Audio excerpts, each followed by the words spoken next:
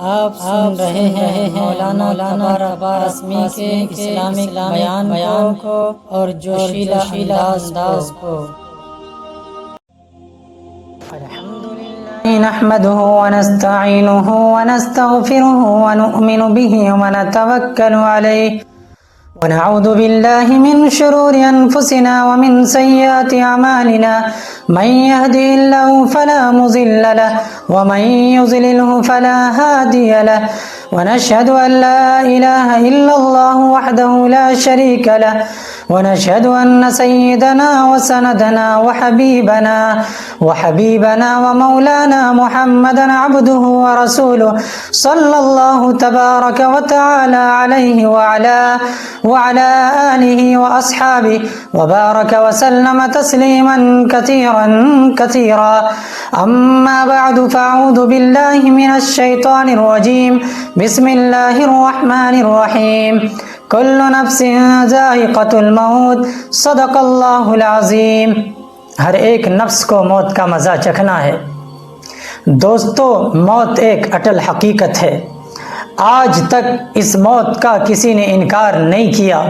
دنیا میں ایسے بیوقوف تو آئے جنہوں نے اپنے آپ کو انا ربکم الاعلی، میں تمہارا سب سے بڑا رب ہوں، یہ کہا۔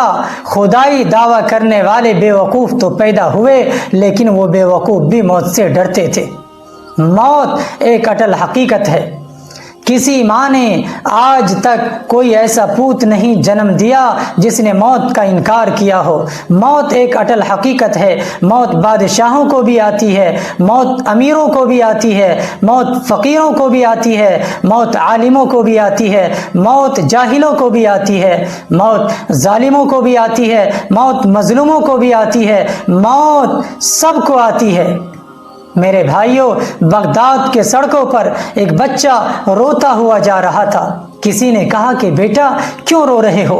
اس بچے نے کہا کہ مجھے موت سے ڈر لگتا ہے۔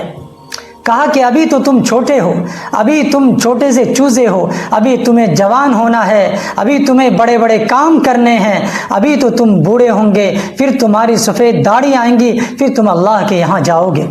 اس نے کہا کہ چچا آپ اپنا کام کرو، میں نے اپنی آنکھوں کے سامنے بہت سے بچوں کو مرتے ہوئے دیکھا ہے۔ موت تو سب کو آتی ہے، موت ایک اٹل حقیقت ہے۔ موت کو اگر محبتوں کے ساتھ ٹالا جا سکتا تو بیوی اپنے شوہر کو کبھی مرنے نہ دیتی۔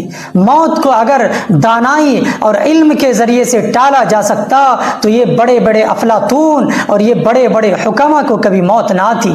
موت کو اگر طاقت و قوت سے ٹالا جا سکتا تو بڑے بڑے پہلوان کو کبھی موت نہ آتی۔ موت کو اگر بادشاہت اور مال و دولت سے ٹالا جا سکتا تو بڑے بڑے امرا اور بادشاہت کو کبھی موت نہ آتی۔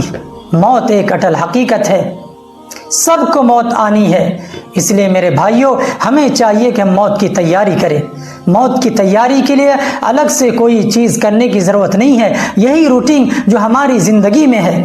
صبح سے لے کر شام تک اور شام سے لے کر صبح تک ہمارے اوپر اللہ کے جو احکامات نازل ہوئے ہیں اس کو پورا کرنا ہے۔ جن کاموں کے لیے اللہ تعالیٰ نے ہمیں کہا ہے ان کو کرنا ہے، اور جن چیزوں سے اللہ نے منع کیا، روکا ہے، ان سے ہمیں بچنا ہے۔ یہی موت کی تیاری ہے۔ بس۔